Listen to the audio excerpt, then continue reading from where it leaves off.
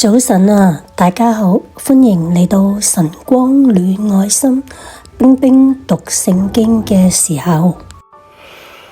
今日我想將從天父而嚟嘅禮物，藉着佢嘅話語同美麗嘅創造送俾大家，就係平安。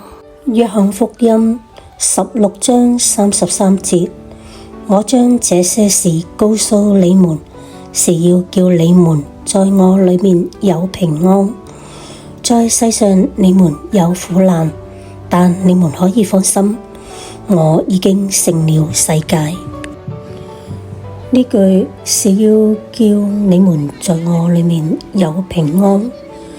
呢份平安就係縱使我哋有困難，喺呢個困難當中，內心仍會感受到從神而嚟嘅平靜同安穩，唔會被四周圍嘅環境影響我哋同神嘅關係，因為神講嘅，叫我哋放心，佢已經得勝啦。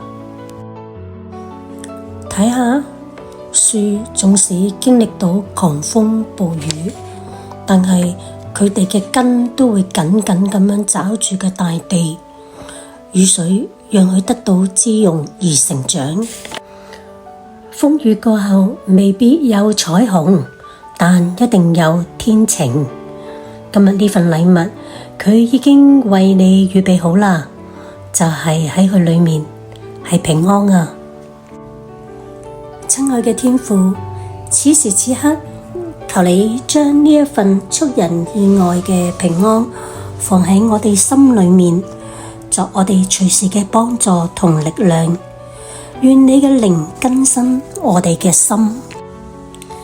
今日我哋帶住疲倦同憂傷嘅靈魂嚟到你面前，都能見到你應許嘅曙光。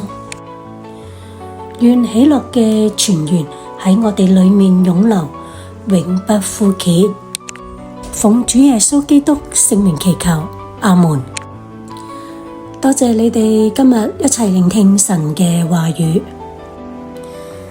祝福喺屏幕前嘅每一位弟兄姊妹，從今日開始更加深經歷到神俾你哋嘅安穩同豐盛。如果你喜歡呢條片，記得 like、share 同訂閱。我哋下次再一齊讀經禱告啦。願神祝福你，拜拜。